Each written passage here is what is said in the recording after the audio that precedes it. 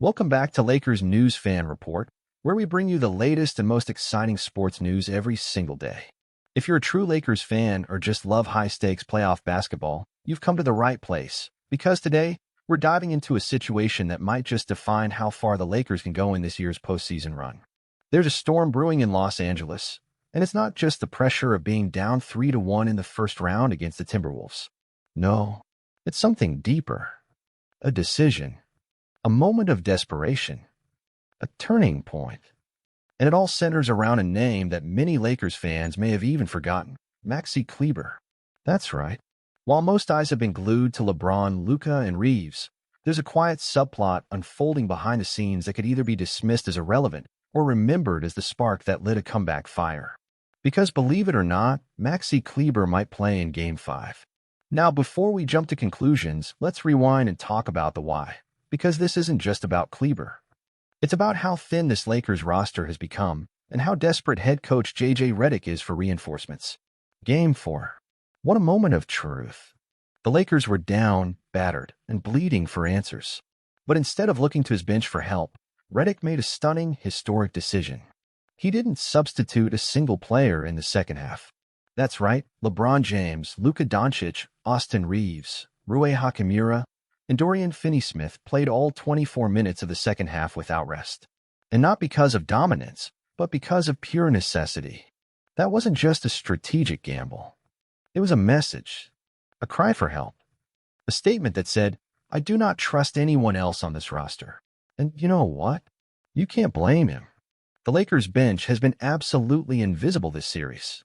Whether it's due to injuries, inconsistency, or just flat-out poor matchups, Redick's refusal to go beyond his top 5 wasn't just shocking. It was justified.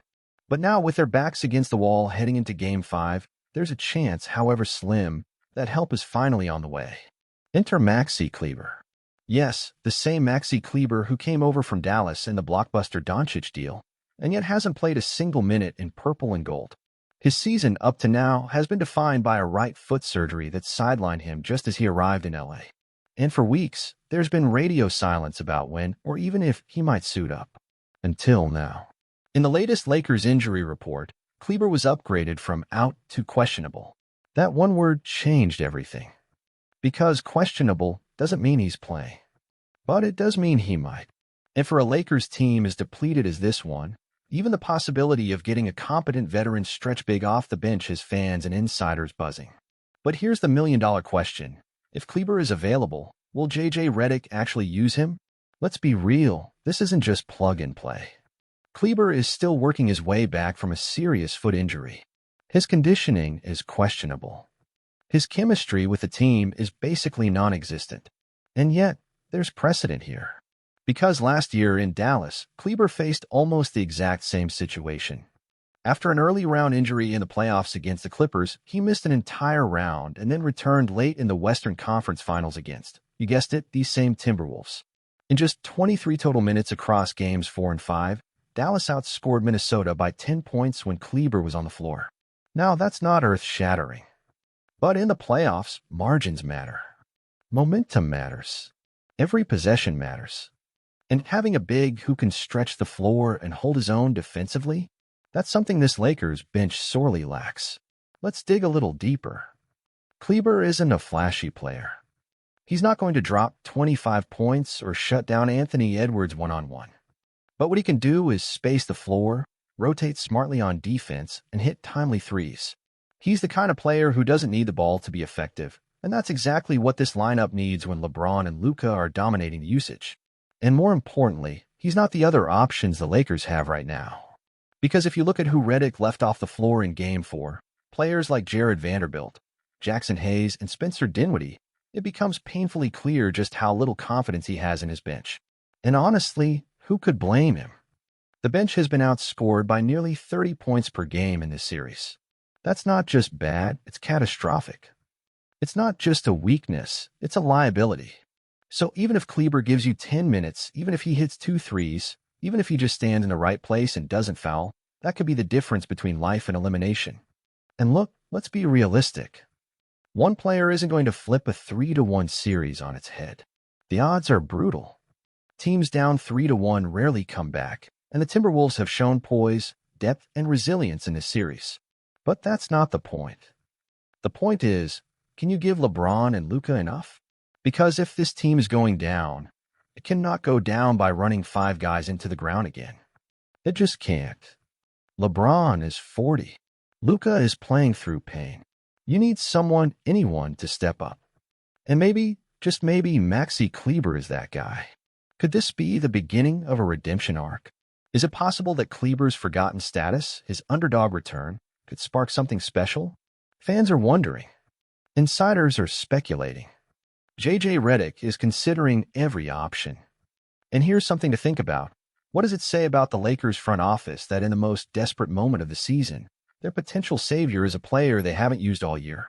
Shouldn't there have been more reliable pieces around the stars? Shouldn't there have been depth? Role players? Options? This could be a wake-up call not just for this series, but for the entire Lakers organization heading into the offseason. But before we even get there, before the rumors, the trades, the free agency chaos, the Lakers still have a fight on their hands. Game 5. At home. One last shot to keep the dream alive. And maybe, just maybe, a new face will finally step on the floor. But what do you think about all of this? Do you believe Maxi Kleber can make a difference? Should JJ Redick trust him in this do-or-die moment? Or is it already too late for the Lakers to turn this series around? Personally, as a Lakers fan, I want to believe. I want to believe in comebacks, in second chances, in unlikely heroes rising in the biggest moments. And hey, even if Kleber only plays a few minutes, it might be just enough. And let's not overlook the psychological boost the Kleber return could provide. For a team that looked visibly gassed and demoralized in Game 4, just having a new body in the rotation, someone to represent hope and possibility, might be enough to lift the energy inside Crypto.com arena. Sometimes the mental edge is as important as the physical one. If the Lakers believe help is coming, they might just dig a little deeper, run a little faster, and fight a little harder. The Timberwolves, meanwhile, have been executing their game plan to near perfection. Their length, physicality, and defensive discipline have neutralized much of the Lakers' offensive rhythm. And let's be honest, Anthony Edwards has looked like the best player in the series. He's dominating on both ends of the floor, and his confidence is contagious. If the Lakers are going to shift momentum, they'll need to disrupt that confidence, and a tactical adjustment like introducing Cleber could be the first step. Kleber's size alone could be a game changer. At 6 feet 10 inches, he gives the Lakers a bit more verticality, a bit more rim protection, and crucially, a body that can absorb fouls and minutes in the paint. When facing physical teams like Minnesota, you need those kinds of pieces. He doesn't need to shut anyone down, just contest shots, close out on shooters, and stay mobile in pick-and-roll coverages. And if he can do that for even short stretches, it could let the stars breathe. The ripple effect of inserting Cleber into the lineup might extend beyond defense. Offensively, his ability to knock down corner threes could stretch Minnesota's bigs out of the paint. That means easier driving lanes for Luka and Reeves, less help defense collapsing on LeBron, and a little more room to operate in the half-court. Those marginal gains add up, especially in playoff basketball, where each possession can swing momentum. Of course, any move involving Cleber would require boldness from Redick. The rookie head coach has impressed with his poise and communication this season, but this is the moment where tactical courage will define him. Is he willing to take a chance on an untested player in the most critical game of the season? Is he willing to shift the narrative and risk it all? Because if it works, Redick won't just salvage a game, he'll prove he belongs on this stage. There's also an opportunity here to change the perception around this Lakers team. All year, critics have accused them of being too top-heavy, too reliant on aging stars, too thin behind their core. But pulling off a comeback, even just forcing a Game 6, with the help of a forgotten role player like Cleber, could rewrite the script. It would show that the Lakers aren't just star-driven, but resourceful, resilient, creative in their solutions. And you have to wonder how the Timberwolves would respond. They've had control of this series, but they've also never been on this stage as a unit.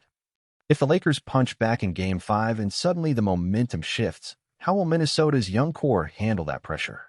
Could nerves creep in? Could inexperience start to show? The longer the series goes, the more that question matters. Let's not forget the role of the crowd either. Laker Nation is restless, frustrated, hungry for something to believe in. If Cleber is announced in the Game 5 rotation, it'll send a jolt through the arena. Fans love a comeback story. They rally behind the unexpected. If Cleber hits his first shot, the building will explode. And that energy might just be the sixth man the Lakers need. From a strategic standpoint, Cleber also opens up lineup versatility. Redick could go small ball with Cleber at the 5, surrounding him with 4 shooters and giving LeBron or Luka the space to operate. Or he could go bigger, pairing Cleber with Rui or AD if they want to load up defensively. Flexibility is key in the postseason, and Cleber gives them just a bit more of it. But let's not get carried away. The outcome of this game and this series still hinges on the stars. LeBron needs to be aggressive from the jump. Luka has to find his rhythm early and avoid foul trouble. Reeves must continue to make smart decisions in transition and in the pick and roll. But what Cleber can do is fill in the gaps, patch the holes, give those stars a little more support when they need it most. It also shouldn't be lost on anyone that Cleber is a consummate professional. Teammates from Dallas have spoken for years about his work ethic, his unselfishness, and his readiness. If he says he's good to go, you can believe he'll give everything he's got. And in the playoffs, that kind of mentality is priceless, especially when you're playing for your season. The fact that we're even talking about Cleber in this light speaks volumes about where the Lakers are right now. They're out of options. Their rotation is exhausted. Their coaching staff is scrambling. And yet, sometimes it's in those moments when you're backed into a corner that the most unlikely heroes emerge. It's happened before. It can happen again. There's also the narrative component. If the Lakers do pull off a win in Game 5 with Cleber contributing, it sets up a fascinating Game 6. Suddenly, the pressure flips. Suddenly, the Timberwolves have something to lose. And that's when playoff series get weird. That's when legacies start to form. That's when new stars or new scapegoats are made. It's not just about Cleber the player either. It's about what his presence signals to the rest of the locker room. It tells the team, we're not done. We're still fighting. That kind of message resonates with veterans like LeBron and Luka, who've seen countless playoff battles and understand how emotional tone can shift a series.